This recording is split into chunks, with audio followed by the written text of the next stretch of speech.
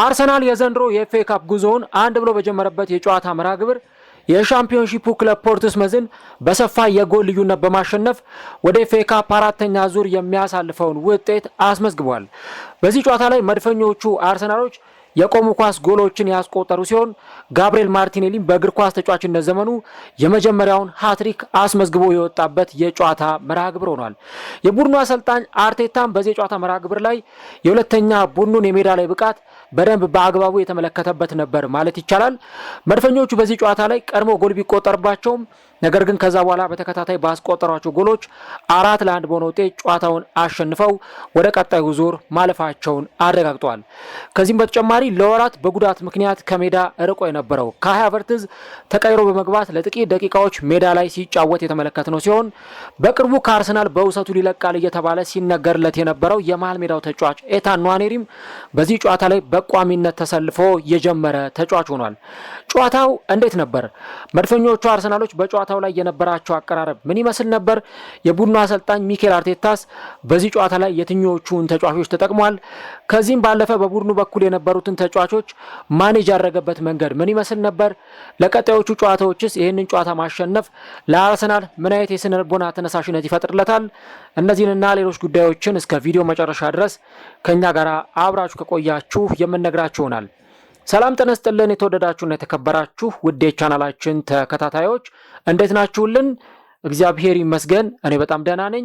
የምትገኙት አራዳ ሜዳ ኦፊሻል የዩቲዩብ ቻናላችን ላይ ነው። ዘንድሮ እግዚአብሔር ቢፈቅድ 100,000 ሰብስክራይበር ለመግባት እቅዳለን። ይህንን እቅዳችን ደግሞ ከፈጣሪ ቀጥሎ የምናሳካው በእናንተ ነው። ስለዚህ እንደዚህ አይነት ፕሮግራሞችን መከታተል የምትፈልጉና እንደዚህ አይነት ፕሮግራሞች ቶሎ ቶሎ እንዲደርሷችሁ የዩቲዩብ ቻናሉን ሰብስክራይብ በማድረግና የደወል ምልክቷን በመጫን የቻናላችን ቤተሰቦች እንድትሆኑ የአክብሮት ግብዣችን ነው። ቪዲዮውን ስትጀምሩ ደግሞ ዩቲዩብ ፕሮግራሙን ሌሎች የእግር ኳስ ተመልካቾችና ለአዳዲስ ሰብስክራይበሮች እንዲያደርሰው የእናንተ ፕሮግራሙን ላይክ ማድረግ ይጠቅመናል። ስለዚህ ይህ ፕሮግራም ቢያንስ በትንሹ 300 ላይክ እንዲኖረው እንፈልጋለን። እናም ሁላችሁም ፕሮግራሙን ላይክ በማድረግ ጀምሩት። የአራዳ ሜዳ ኮሜንታተር ተስፋ ወርቅ ሉል ሰገድ አብሬያችሁ ቆይታ አድርጋለሁ።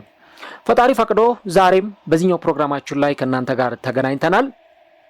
የአርሰናልና የፖርትስመዝን ጨዋታ እንመለከታለን። እንግዲህ የኤፍኤ ካፕ ጨዋታዎች ናቸው ከቅዳሜ ጀምሮ እየተደረጉ የሚገኙት። በዚህ ሳምንት የፕሪሚየር ሊግ ጨዋታዎች የተደረጉ አይደለም። ለተከታታይ ሳምንታት ያለ እረፍት በጥቂት ቀናት ልዩነት በርካታ ጨዋታዎች ነበሩ ሲደረጉ የነበሩት በፕሪሚየር ሊግ። ነገር ግን ደግሞ በዚህኛው ሳምንት የእንግሊዝ ፕሪሚየር ሊግ ጨዋታዎች የተደረጉ አይደለም። ይልቁንም ደግሞ በእንግሊዝ በጣም ትልቅና አንጋፋ የሆነው ውድድር የኤፍኤ ካፕ ውድድር ነው በዚህ ሳምንት እየተደረገ የሚገኘው። እናም ኤፍኤ ካፑ እንግዲህ ከአርብ ዕለት ጀምሮ በተለያዩ ጨዋታዎች ነበረ ሲደረግ የቀጠለው። በርካታ የጨዋታ ውጤቶችንም ስንመለከት ነበረ። ዛሬም በርካታ ጨዋታዎች ተደርገዋል። ነገም ሊቨርፑል የኤፍኤ ካፕ የጨዋታ መርሃ ግብሩን የሚያከናውን ይሆናል ከባርንስሌይ ጋር። ታዲያ መድፈኞቹ አርሰናሎች ፖርትስመዝን ነው እንግዲህ በዚህ ጨዋታ ላይ የገጠሙት። በሶስተኛው ዙር ወደ ፍራተን ፓርክ መድፈኞቹ ማቅናት ነበረባቸው። ሐሙስ ዕለት ሊቨርፑልን ከገጠሙ በኋላ ከሁለት ቀናት ረፍት በኋላ ነው እንደገና ይህንን ጨዋታ ደግሞ መድፈኞቹ ለማድረግ የተገደዱት። ፖርትስመዝ የሆነ ወቅት ላይ በፕሪሚየር ሊግ የምናውቀው ከዛ ደግሞ 2008-2009 ላይ ኤፍኤ ካፕ ዋንጫን ከፍ አድርጎ ያሸነፈ ከዛ በኋላ ግን ደግሞ እንዳለው ቢያንስ በፕሪሚየር ሊግ እንዳለው ተሳትፎ እንኳን መቆየት ያልቻለ ቡድን ነው እና ዘንድሮ በሻምፒዮንሺፕ ላለመውረድ እየታገሉ ከሚገኙ ቡድኖች መካከል አንዱ ነው ፖርትስመዝ። እናም በዚህ ጨዋታ ላይ በሜዳው ፍራተን ፓርክ አርሰናልን በሜዳው ጋብዞ አስተናግዷል። በመድፈኞቹ በኩል እንግዲህ በዚህኛው የጨዋታ መርሃ ግብር ላይ ሙሉ ለሙሉ ማለት ይቻላል ከአንድ ወይም ከሁለት ተጫዋቾች በስተቀረ ሙሉ ተጫዋቾቻቸውን ያሳረፉበት ነበረ። እንግዲህ በዚህ ጨዋታ ላይ ኬፓ አሪዛባላጋ፣ ሉዊስ ስኬሊ፣ ማጋሌሽ፣ ክሪስቲያን ኖርጋርድ፣ ቤን ዋይት፣ ሜሪኖ፣ ኤታን ዋኔሪ፣ ኤበሬቼዜ፣ ማርቲኔሊ፣ ኖኒ ማዱዌኬ እና ጋብሪኤል ሄሱስ ናቸው በዚህ ጨዋታ ላይ ወደ ሜዳ በቋሚነት ለመጀመሪያ የተሰለፉት። ምናልባት ወረቀት ላይ ስናየው አሁን ለምሳሌ ማርቲኔሊን ስናይ፣ ኤበሬቼዜን ስናይ ወይ ቤን ዋይትን ስንመለከት ቋሚ 11 የአርሰናል አሰላለፍን በተለይ መደበኛውን ሬጉላር የሆነውን የአርሰናልን አሰላለፍ ምንመለከት ሊመስለን ይችላል። ነገር ግን ከማጋሌሽ በስተቀረ ሁሉም ተጫዋቾች በአርሰናል በኩል ተጠባባቂ ወንበር ላይ የሚቀመጡ ናቸው። ኢቨን ራሱ ማርቲኔሊም ቢሆን በዚህ የጨዋታ መርሃ ግብር ላይ በቋሚነት የጀመረውና ሃትሪክ የሰራው ተጫዋች ትሮሳርድ ብዙ ጊዜ ቋሚ ስለሚሆን ዘንድሮ ተጣዋቂ ወንበር ላይ ሆኖ የሚጀምር ተጫዋች ነው በተለይ በፕሪሚየር ሊግ እና አርቴታ ማጋሌሽን ብቻ ነው ከቋሚ አሰላለፉ ወደ ሜዳ እንዲገባ ያደረገው። ሌሎቹን ተጫዋቾች ግን ስንመለከት ተጣዋቂ ወንበር ላይ ላሉ ተጫዋቾቹ የበለጠ እድል የሰጠበት ነበር ማለት ይቻላል። እና እንግዲህ በዚህ ጨዋታ ላይ ያው አርሰናል የ4-3-3 አሰላለፍን ይዞ ነው ወደ ሜዳ የገባው። ፖርትስመዞች ደግሞ በአንጻሩ በዚህ የጨዋታ መርሃ ግብር የ4-2-3-1 አሰላለፍን ይዘው ነው ወደ ሜዳ የገቡት። በጨዋታው ላይ ቀድሞ ጎል የማስቆጠር የመሪነቱን ቦታ ተቆጣጥረው የነበሩት ፖርትስመዞች ነበሩና እጅግ በጣም የሚያስገርም ነገር ይመስል ነበር። እንግዲህ ቁጥሩን ካልተሳትኩኝ ፖርትስመዝ ለመጨረሻ ጊዜ አርሰናልን ያሸነፈው በ1958 ነው። ያ ማለት እንግዲህ ከ67 ዓመታት በፊት የነበረ ታሪክ ነው እና ያለፉትን 22 ጨዋታዎች በሁለቱ ቡድኖች በኩል ሲደረግ አንድም ጨዋታ ፖርትስመዝ አርሰናልን ማሸነፍ አልቻለም። ለመጨረሻ ጊዜ ደግሞ በ2020 ነበረ ሁለቱ ክለቦች የተገናኙት።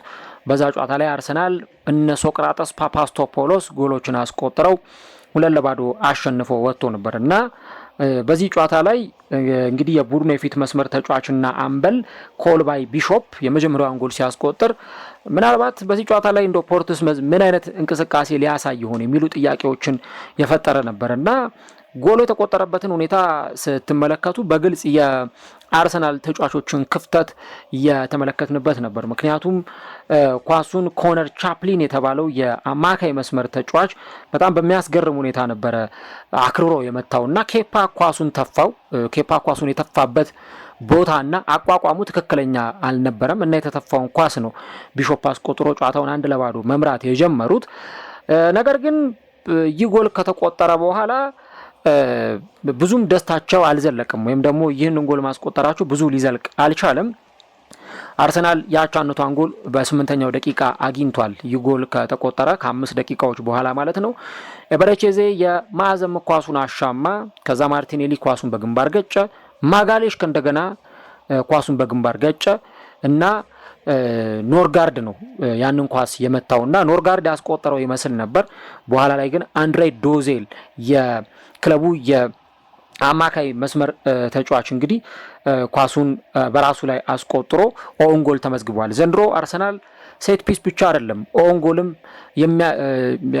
ጎልም ጎሎችን የሚያስቆጥር ቡድን ነው። ተጋጣሚዎች በራሳቸው ግብ ላይ ጎል እንዲያስቆጥሩ የሚያደርግ ቡድን ነው። ለዚህ ማሳያ አድርገን የወልቭሱን ጨዋታ ማስታወስ እንችላለን። በወልቭስ ጨዋታ ላይ የተቆጠሩት ሁለቱም ጎሎች የተቆጠሩት በኦን ጎል እንደነበር እናስታውሳለን። ከዛ ደግሞ ሌሎችም የምናስታውሳቸው የምናነሳቸው አንዳንድ ጨዋታዎች አሉና ኦን ጎል እንግዲህ በአንዳንድ ጨዋታዎች ላይ ስናይ ነበር። ኢቭን በብራይተኑም ጨዋታ ላይ እንደተመለከትነው የኦን ጎል የተመዘገበበት ጨዋታ እንደነበር እናስታውሳለን። ጆርጂኖ ሩተር ራሱ ላይ ጎል አስቆጥሮ ስለነበረ እና ያንን የኦን ጎል ነበረ በዚህም የጨዋታ መርሃ ግብር ላይ አርሰናል 1-1 እንዲሆን ያስቻለችው ጎል የተቆጠረችው በዚህ ምክንያት ነበር።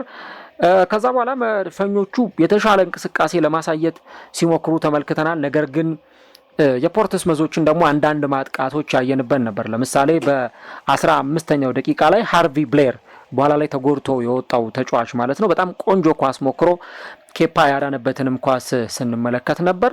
በኋላ ከጥቂት ደቂቃዎች በኋላ በ25ኛው ደቂቃ መድፈኞቹ ሁለተኛውን ጎል አግኝተዋል። ይሄም ኳስ ከማዕዘን ምት የተገኘ ኳስ ነው።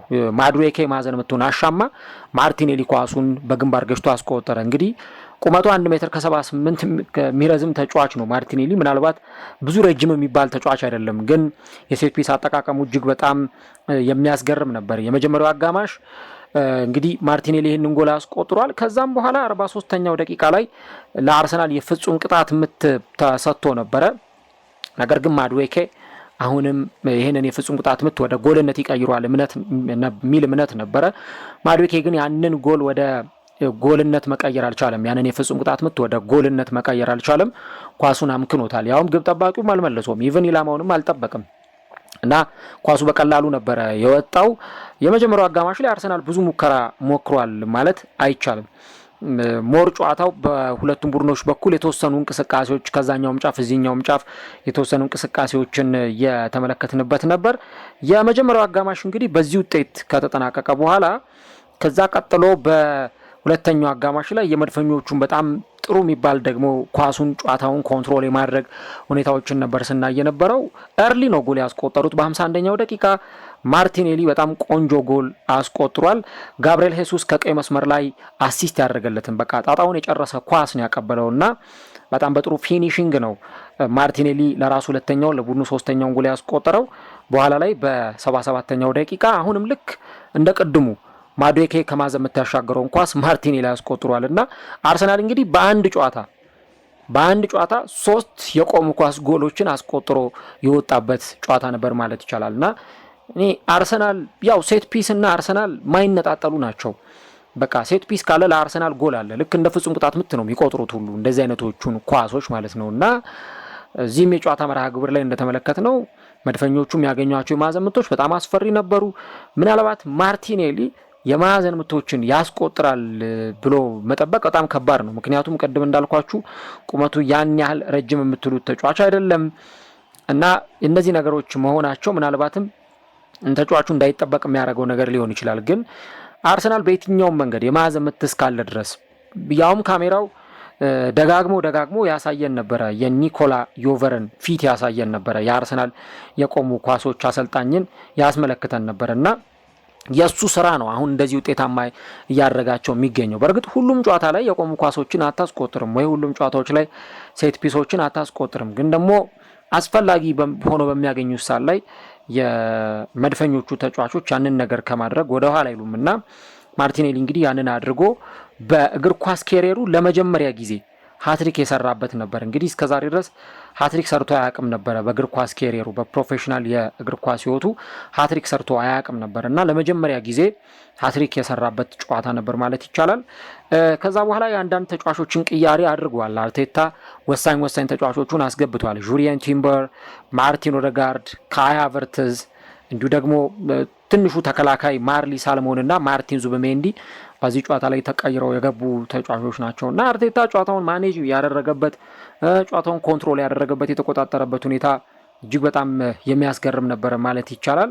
እና እንግዲህ ጨዋታው በዚህኛው የመድፈኞቹ መርሃ ግብር በኩል በጣም ጥሩ የሚባል እንቅስቃሴን እያሳዩበትና በጣም በቀላሉ ብዙም ሳይቸገሩ ይህንን የጨዋታ መርሃ ግብር ያከናወኑበት ነበር። ማርሊ ሳልሞን እንግዲህ በቻምፒየንስ ሊግ አርሰናል ክለብ ብሩዥን በገጠመበት ጨዋታ ላይም የተወሰኑ ደቂቃዎችን ሜዳ ላይ የተመለከትነው ተጫዋች ነበር እና ለወደፊት ምናልባት ምርጡ የአርሰናል የተከላካይ መስመር ተጫዋች ሊሆን ይችላል ተብሎ የሚጠበቅ ከአርሰናል መከላከል ጋር በደንብ ወደፊት ከዚህ ቡድን ጋር አብሮ ቆይታ ሊያደርግ እንደሚችል የሚነገርለት ተጫዋች ነው እና አሁንም የዚህኛውን የማርሊን ሳልሞንም ጉዳይንም ስናነሳ ተመሳሳይ እንዲያነቶቹ ነገሮች ነው የምናነሳው። በኤፍኤ ካፕ ታሪክ እንግዲህ ታዳጊው ተጫዋች በመሆን ጥሩ ሪከርድ አስመዝግቧል። በ16 ዓመት ከ135 ቀኑ ኤፍኤ ካፕ ላይ በመጫወት አዲስ ሪከርድ ያስመዘገበበት ነው ማለት ይቻላል።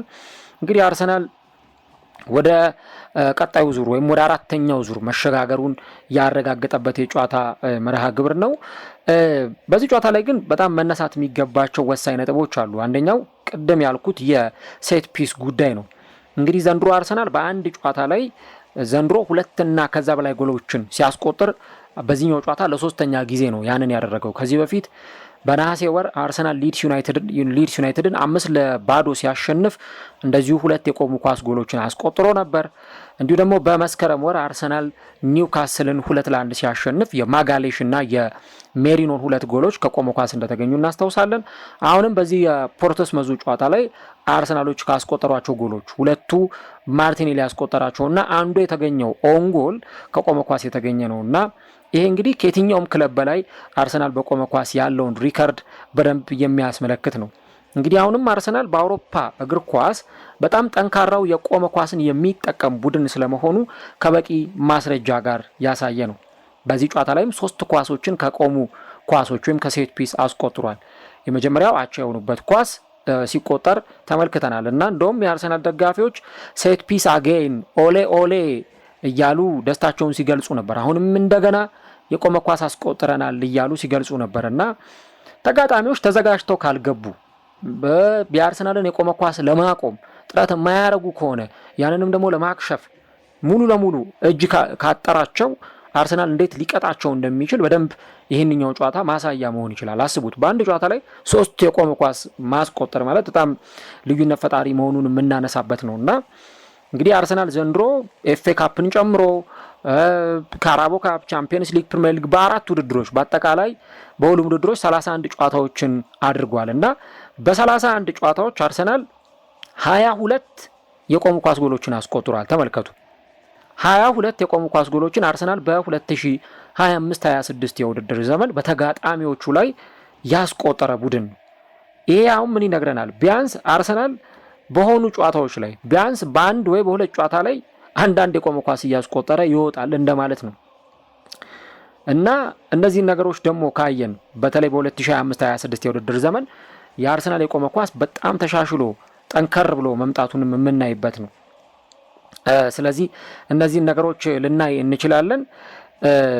ከነዚህ ከተቆጠሩት ጎሎች ፔናልቲን አይጨምርም፣ ፍጹም ቅጣት ምትን አይጨምርም። አሁን ብዙ ጊዜ የቆመ ኳስ ሲባል ከማዕዘን ምት የተሻገረ ኳስ ሊሆን ይችላል፣ ወይ ደግሞ ከቅጣት ምት የተሻማ ኳስ ሊሆን ይችላል፣ ወይ ፍጹም ቅጣት ምት ሊሆን ይችላል። ግን ፍጹም ቅጣት ምትን አይጨምርም። አሁን የምነግራችሁ ነገር ፍጹም ቅጣት ምትን ሳይጨምር ነው አርሰናል 22 ጎል በቆመ ኳስ ያስቆጠረው እና ከ22ቱ 17ቱ ከማዕዘን ምት የተቆጠሩ ኳሶች ናቸው። ከማዕዘን ምት ይሻማሉ፣ ወይ ተጋጣሚዎች በራሳቸው ግብ ላይ ያስቆጥሩታል፣ ወይ ዛሬ ማርቲኔሊ እንዳደረገው አይነት ነገር እንመለከታለን እና አርሰናል እንግዲህ በእንዲህ አይነት ሁኔታ ነው የቆሙ ኳሶችን እየተጠቀመባቸው የሚገኘው። ስለዚህ ተጋጣሚዎች ሁልጊዜ አርሰናልን ሲገጥሙ የቆመ ኳሱን ለማክሸፍ ትልቅ ስራን ሰርተው ወደ ሜዳ መምጣት ይጠበቅባቸዋል።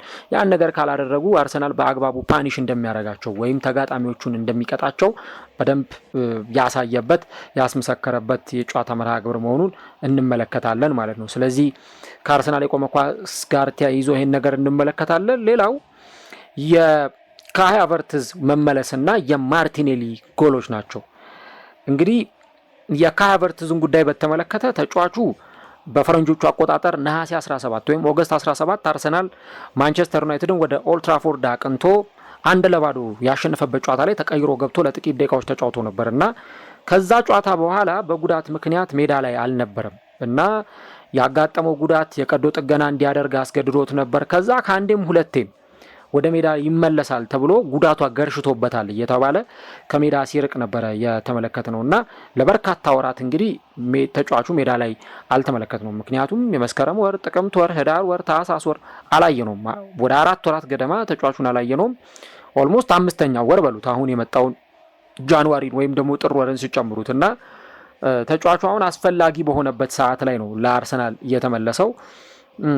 በጣም ጥሩ እንቅስቃሴ ሲያደርግ ነበር። በተለይ የሆነ ኳስ ለማዱዌኬ አሾልኮ ያቀበላት ኳስ ስሩ ቦል በጣም የምታምር አንድ ኳስ ነበረች እና ያንን ኳስ ያቀበለበትን ሚዲያ ስትመለከቱት እጅግ በጣም የሚያስገርም መሆኑንም ጭምር እንመለከታለን እና የዚህ ተጫዋች ወደ ሜዳ መመለስ ለአርሰናል እጅግ በጣም በጣም በጣም በጣም የሚጠቅምበት ሰዓት ላይ ነው የተመለሰላቸው ማለት ይቻላል እና ካይ ሃቨርትዝ ወደ ሜዳ ተመልሷል። በሳምንቱ አጋማሽ ደግሞ አርሰናል ከቼልሲ ጋር ይጫወታል።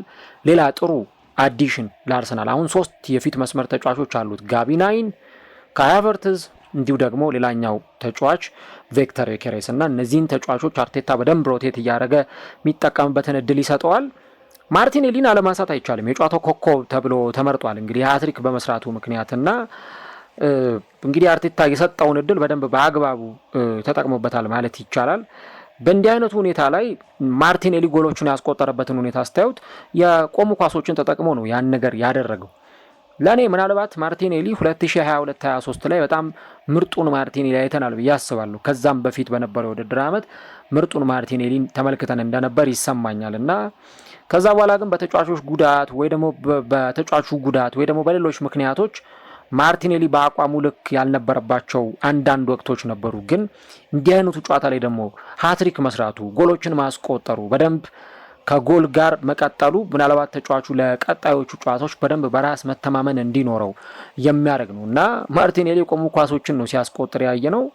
ስለዚህ ለካ ማርቲኔሊም የቆመ ኳስ መጠቀም ይችላል፣ እንደዚህ ኳስ በግንባር እየገጨ ማስቆጠር ይችላል ማለት ነው የሚለውን ነገር እንድንመለከት የሚያደርገን ነው። የማርቲኔሊ በዚህ ፎርም ላይ መቀጠል ወይ ደግሞ በእንዲህ አይነቱ ጨዋታ ላይ ሃትሪክ ሰርቶ መውጣቱ የኬሪየሩ የመጀመሪያውን ሃትሪክ ነው የሰራውና ያ በጣም ለዚህ ተጫዋች ትልቁ ነገር ነው ማለት እንችላለን። መጨረሻ ላይ የምናነሳው የትኞቹ ተጫዋቾች እድላቸውን ተጠቀሙበት፣ የትኞቹ ተጫዋቾች እድል አገኙበት የሚለውን ነገር ነው የምንመለከተው እዚህ ጨዋታ ላይ። ያ አርሰናል ፖርትስመዝን እንደመግጠሙ መጠን ቋሚ ተጫዋቾቹን ይጠቀማል ተብሎም አልተጠበቀም ነበር። ምክንያቱም ያን ያህል የሚከብድ ጨዋታ አይደለም የፖርትስመዝ ጨዋታ። አርሰናል በየትኛውም አይነት መንገድ ተጠባባቂ ተጫዋቾቹን ይዞ ወደ ሜዳ ቢገባ ዋጋ የሚከፍልበት አይነት ጨዋታ ሊሆን አይችልም እና ይህንን የጨዋታ መርሃ ግብር ደግሞ በነስኬሊ ወይ ደግሞ በሌሎች ተጫዋቾች ቢጀምር እንኳን በፍጹም የሚያስከፋ አይደለም እና እዚህ ጨዋታ ላይ ለምሳሌ ኤታን ዋኔሪ ጀምሯል። ያው ኤታን ዋኔሪ በውሰቱል ከአርሰናል ይለቃል የሚሉ ነገሮች ሲወጡ ነበር፣ ግን በቅርቡ እንደሰማ ነው ተጫዋቹ ለአርቴታ በግልጽ መልቀቅ አልፈልግም፣ በአርሰናል መጫወት እፈልጋለሁ የሚለውን ነገር ተናግሯል የሚሉ መረጃዎች ሲወጡ ነው እና በውሰቱል ተጫዋቹ ይለቃል የሚለው ነገር አሁን ፉርሽ የሆነ ይመስላል። አርቴታም ለዚህ ተጫዋች እኔ በእርግጥ አንዳንድ ተጫዋቹን ትሪት የሚያደርግበት ሂደት ብዙ ድል እየሰጡ አይደለም እና ዛሬ ሜዳ ላይ ገብቶ ቢያንስ ጥሩ እንቅስቃሴ አሳይቷል ብዬ አስባለሁ። ሉዊስ ስኬሊ አሁንም በጣም ገና ነው። ቢጫ ካርድ አይቷል እዚህ ጨዋታ ላይም ጭራሽ እንደውም ቢጫ ካርድም አይቶ ከተጫዋቾች ጋር ሁሉ ሲታገል ነበር እና ቶሎ ሂንካፔ ካልተመለሰለት ለአርቴታ በጣም አስጨናቂ ነው የሚሆነው። በእርግጥ ሂንካፔን በተመለከተ አርቴታ ተጠይቆ ነበር እና ምናልባት ጉዳቱ ከባድ እንዳልሆነ ተስፋ አረጋለሁ የሚል ሀሳብ ሰጥቷል። ካላፊዮሪ ለቼልሲው ጨዋታ ዝግጁ ነው ተብሏል እና እነሱ ነገሮች ጥሩ ናቸው እንጂ በስኬሊ ሲዝኑን መዝለቅ በጣም ከባድ ይመስላል። ኖርጋርድ ተከላካይ ሆኖ ነው የጀመረው። የማል ተከላካይ ቦታ ላይ በሳሊባ ቦታ ነው ከማጋለሽ ጋር ተጣምሮ የጀመረው። ኤበሬቼዜ ጨዋታው ላይ ኢንቮልቭመንቱን ብዙም አላየ ነውም እና በተለይ ዘንድሮ ባለፈው ከአስቶን ቪላው ጨዋታ በኋላ ለተከታታይ 3-4 ጨዋታዎች አርቴታ ምንም እድል እየሰጠው አልነበረም እና ምንድን ነው ምክንያቱ ተብሎ ሲጠየቅ ነበር። ነገሩ ከባድ ነው። አሁን ይህን የሚያክል በጣም ትልቅ አቅም ያለውን ትልቅ ተጫዋች ወደዚህ ክለብ አምጥታችሁ በየጨዋታው ላይ ቤንች ማድረግ በጣም ይከብዳል እና ኤበሬቼዜ በዚህ ጨዋታ ላይ ተሰልፎ ተጫውቷል። ያው በእርግጥ የጨዋታው መርሃ ግብር ላይ እንዳየነው አንዳንድ የግብ ዕድሎችን ክሬት ለማድረግ ሲሞክር ነበር።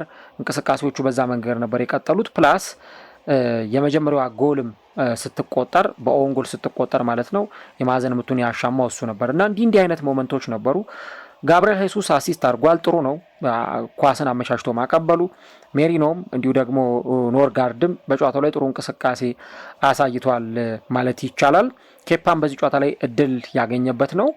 ኤታን ንዋኔሪን በተመለከተ በመጀመሪያው አጋማሽ በጣም ወደፊት እየወጣ ሲያጠቃ የተመለከትንበት ነበር።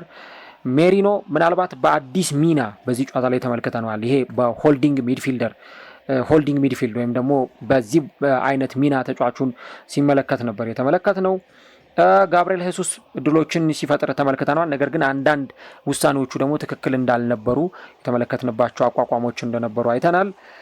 ለሉዊስ ስኬሊ ቢጫ ካርድ መመልከቱ በዚህ በመጀመሪያው አጋማሽ ላይ ምናልባት አርሰናል ሌሎቹን ተጫዋቾች እነ ካላፊዮሪ እነ ሂንካፒየን እንዲናፍቁ የሚያደርግ ነበር።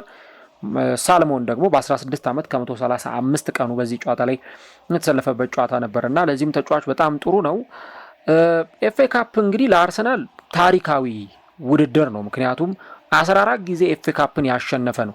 በእንግሊዝ ታሪክ ማንም እንደ አርሰናል የኤፍኤ ካፕ ዋንጫን ያሸነፈ ቡድን የለም። ያውም 14 ጊዜ ኤፍኤ ካፕን ያሸነፈ የለም። አርሰናል በኤፍኤ ካፕ ዋንጫ የሁሉ የበላይ ነው።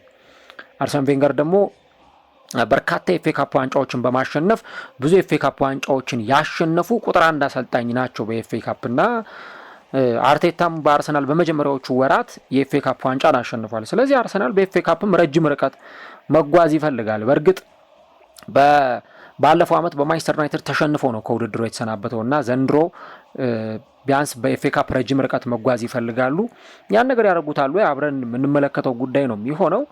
የቡድኑ አሰልጣኝ ሚኬል አርቴታ ጨዋታው ከተጠናቀቀ በኋላ እንግዲህ የ10 ተጫዋቾች ለውጥ ማድረጉን በተመለከተ ሀሳብ ሰጥቷል እና ብዙ ለውጦችን ስናደርግ ምናልባት ያው ፐርፌክት እኛ እንደምንፈልገው ፐርፌክት ላይሆንልን ይችላል ወይም ወደ ፍጹምነት የቀረበ ላይሆን ይችላል። በምንፈልገው መንገድ ጨዋታውን አልጀመርንም፣ ምክንያቱም ጎል ተቆጥሮብን ነበረ እና ለነሱም የጨዋታው ሞመንተም እንዲቆጣጠሩ እድል ሰጥተናቸዋል። ነገር ግን ደግሞ መልሰን ወደ ጨዋታው ተመልሰናል፣ መልሰን ፋይት አድርገናል። በተለይ ጨዋታው ገና ኤርሊ ስቴጅ ወይም የመጀመሪያዎቹ ደቂቃዎች ላይ ነው ጎል አስቆጥረን የተመለስ ነው እና ትክክለኛ የሚባሉትን ነገሮች አድርገናል። እንዲሁም በተወሰነ መንገድ ጨዋታውን ለመቆጣጠር ሞክረናል የሚል ሀሳብ ነው የሰጠው። ማርቲኔሊን በተመለከተም ተናግሯል እና ጋቢ በእያንዳንዱ ኮንቴክስት ላይ በተለይም ደግሞ የሆነ አይነት እንቅስቃሴ ለማሳየት ጥረት ያደርጋል እና እንደውም ጥሩ ነው የተጫወተው ብሎ ነው የገለጸው አርቴታ። ሂ ፐርፎርምስ ዌል ብሎ ነው የተናገረውና ከዚህ በተጨማሪ ግን 3 ጎሎችንም ማስቆጠሩንም ጭምር አንስቷል። ያው በአርቴታ አገላለጽ የማርቲኔሊ ፐርፎርማንስ ምናልባት ከዚህም በላይ የተሻለ እንዲሆን እንደሚጠብቅ የሚያሳብቁ አይነት ሁኔታዎችን ስንመለከት ነበረ። ነገር ግን ደግሞ በዚህ የኮንቴክስት አረዳድ ወይም ደግሞ በዚህ አይነት ሁኔታ ውስጥ ከተመለከት ነው ሃትሪክ መስራቱ ቅድም እንዳልኩት የተጫዋቹን ስነ ልቦና በጣም ከፍ የሚያደርግለትም ነው የሚሆነው። ምክንያቱም እንዲህ አይነት የፊት መስመር ተጫዋቾች ራሳቸውን ከጎል ጋር የሚያስታርቁ ከሆነ በደንብ በየጨዋታው ላይ ጎሎችን ስኮር እያደረጉ የሚሄዱ ከሆነ ለሌሎቹ ጨዋታዎች ተነሳሽነታቸው በጣም ከፍ እያለ ነው የሚሄደው። አሁን አርሰናል ከዚህ በኋላ ከባባድ ጨዋታዎች ይጠብቁታል። ከፊት ለፊቱ ትልልቅ ጨዋታዎች አሉ እና ለነዛ ጨዋታዎች ማርቲኔሊ እዚህ ጨዋታ ላይ ሃትሪክ ሰርቶ መምጣቱ የሚፈጥርለት ተነሳሽነት ቀላል የሚባል አይደለም እና 3 ጎሎችን ማስቆጠሩን አርቴታ በደንብ አፕሪሺየት ያደረገው በጣም ያደነቀውም ነገር ጭምር ነው። እያንዳንዱ ኮንቴክስት ላይ ደግሞ ማርቲኔሊ የሚያሳየውም አቋም በጣም ጥሩ እንደሆነ ያነሳል እና ያንን ኮንትሪቢዩሽን መቀጠል ነው። ኢቭን እሱ መጥፎ እንኳን በሚጫወትበት ጊዜ ያንን ጥሩ ኮንትሪቢዩሽን ሊያደርግ የሚችልበት እድል እንዳለ አርቴታ ተናግሯል ማለት ነው። ከዚህ ባለፈ ግን ፍጹም ቅጣት ምት ግብ ክልል ውስጥ ያለው ታይሚንግ ጊዜ አጠባበቁ በጣም ጥሩ ነው። በተለይ ጥቂት ስፔሶችን ካገኘ ያን ነገር ሊያደርግ ይችላል እና ትላንትናም ያንን ነገር ስንነጋገርበት ነበር የሚል ሀሳብ ሰጥቷል ማለት ነው አርቴታ። እንግዲህ ጨዋታው በዚህ መንገድ ተጠናቋል። ለማንኛውም አርሰናል ወደ ቀጣዩ ዙር አልፏል። እንግዲህ ከ2 ቀናት በኋላ ደግሞ ረቡዕ ዕለት በለንደን ደርቢ ከካራቦ ካፕ የግማሽ ፍጻሜ ተፋላሚው ቼልሲ ጋር ወሳኝና ትልቅ ጨዋታውን በስታንፎርድ ብሪጅ ያከናውናል። በጣም ሂውጅ ትልቅ የሚባል ጨዋታ ነው። እንደዚህ እንደ ዛሬው ጨዋታ ቤንች ላይ ያሉትን ተጫዋቾች ላያሰልፍ ይችላል። በእርግጠኝነት ሙሉ ቋሚ 11ን ወደ ሜዳ ይዞ ሊገባ የሚችልበት ጨዋታ ነው እና ለዛ ጨዋታ ደግሞ የ2 ቀናት ረፍት አድርገው እንደገና ደግሞ ወደ ጨዋታ የሚመለሱበት ነው። ከዛ ኖቲንግሃም፣ ከዛ ኢንተር ሚላን፣ ከዛ ማንቸስተር ዩናይትድ እያለ ይቀጥላል። ለማንኛውም እነዚህ ነገሮች እናያለን። ጨዋታውን እንዴት ተመለከታችሁት? እንዴት አያችሁት? አርሰናል በኤፍኤ ካፑ ምን ያክል ርቀት ሊጓዝ ይችላል? የሚገጥሙትንስ ተጋጣሚዎች እንዴት ባለ መንገድ ሊወጣ ይችላል? ኮሜንት ላይ የገባችሁ ሀሳቦቻችሁን ጻፉልን። እንግዲህ መድፈኞቹ ዘንድሮ ለ4 ዋንጫዎች መፎካከራቸውን ቀጥለዋል። ካራቦ ካፕ ለግማሽ ፍጻሜ ደርሰዋል። በኤፍኤ ካፕ 4ኛ ዙር ላይ አልፈዋል። ቻምፒየንስ ሊግ እና ፕሪሚየር ሊግ መሪ ናቸውና አርሰናል ዘንድሮ ስንት ዋንጫ ያሸንፋል ብለን ለመጠየቅ ትክክለኛው ጊዜ ላይ እንገኛለን። አርሰናል ዘንድሮ ምን ያክል ዋንጫ የሚያሸንፍ ይመስላችኋል? ኮሜንት ላይ የገባችሁ ሀሳቦቻችሁን ጻፉልን። መድፈኞቹ 4-1 በሆነ ውጤት ጨዋታቸውን አሸንፈዋል። ቀጣዩ የቤት ስራ በስታንፎርድ ብሪጅ ከለንደን ተቀናቃኛቸው ቼልሲ ጋር የሚሆን ይሆናል ማለት ነው።